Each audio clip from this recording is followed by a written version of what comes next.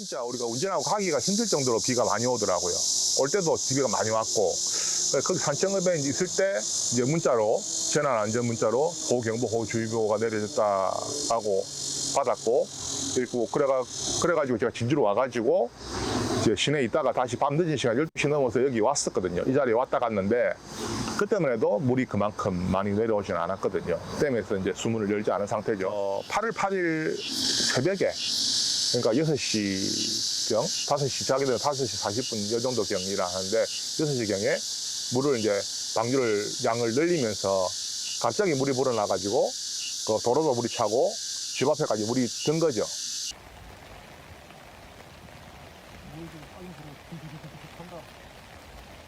제일 자체를 하나 또 저런 데 보면 물이 너무 신기하네.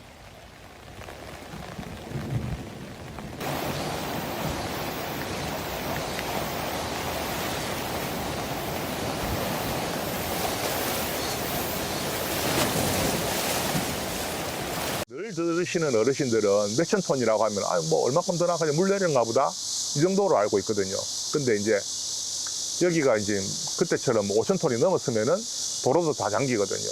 도로가 잠기면은 집에서 나올 수도 없는 상황인 거고. 근데 이제 그런 걸 취약한 시간대 그분들이 이렇게 뭐 피하거나 이렇게 조치를 할 수 있는 상황이 못 됐던 거죠.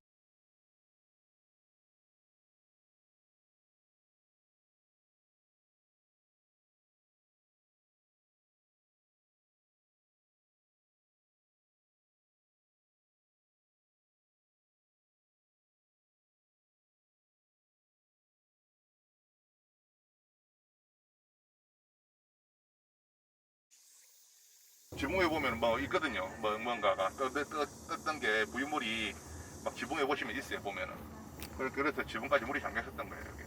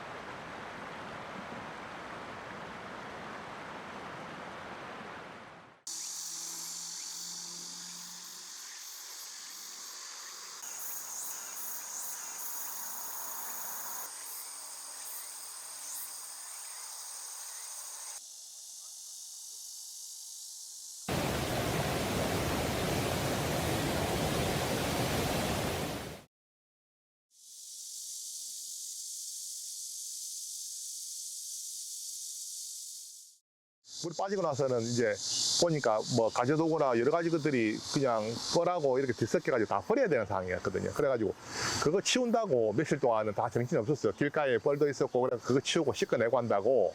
그리고 시에서 자연봉사 하신 분들도 많이 오셨었고, 그 화기장터가 물에 잠겼으니까 방송이나 이런 것들이 그 집중이 다 그쪽으로 집중이 됐었거든요. 후레가 잠기고 하동이 잠기고 있으니까 집중이 돼 있었는데, 그러면서 이제 다른 댐도 그런 일이 있었다, 다른 지역도 그런 게 있었다 해가지고 수해 대책위가 꾸려진다 하고 뭐 이런 게 있어가지고 제가 알아보니까 진주시는 거기 빠져 있더라고요.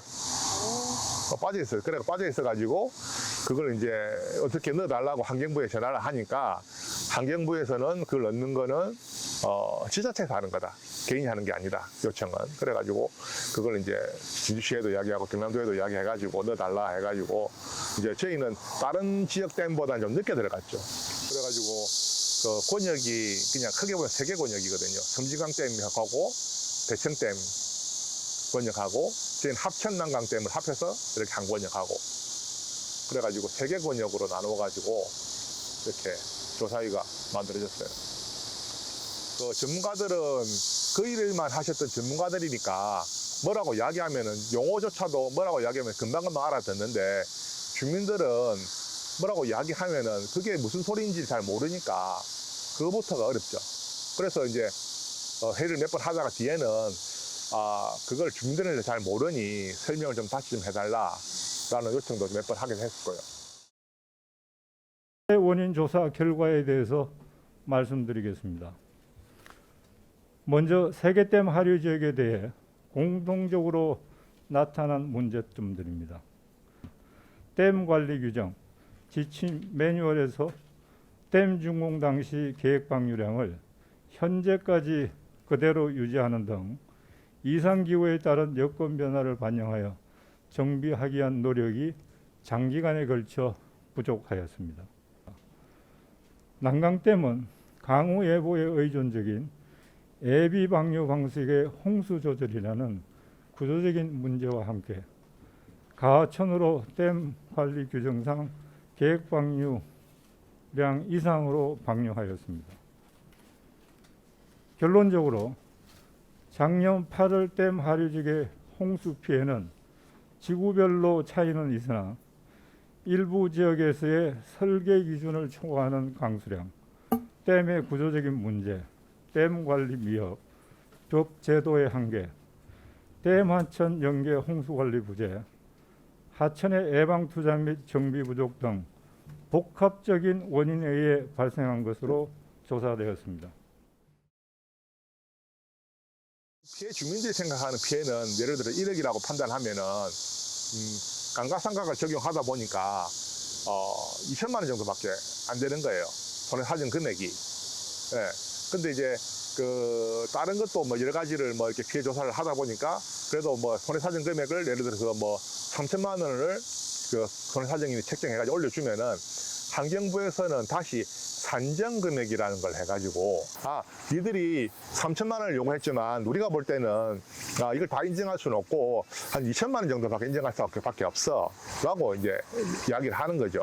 그러면은 이제 그 중앙환경분쟁조정위원회에서 저희가 이제 주민들이 이렇게 뭐 피해를 이만큼 봤다 억울하다 해주세요라고 하면은 저희 얘기도 듣지만 환경부나 다른 수장공사 이야기를 듣잖아요. 들어가지고 조정위원회에서 그러면은 여기는 몇 퍼센트, 그러니까 지역별로 다른 분들은 어떻게 생각할지 모르겠어요. 그러니까 뭐 저는 그게 만족스럽지는 않거든요.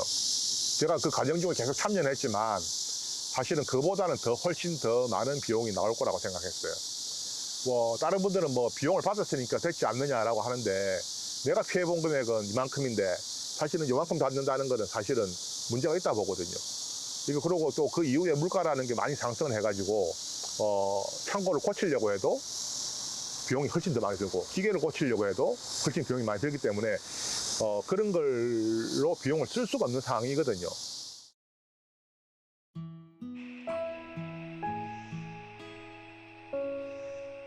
뭐 예를 들어서 뭐 얼마 전에도 뭐 강남에 물 잠겼을 때 뭐 몇 년 만에 폭우 뭐 이런 식으로 계속 표현을 하잖아요.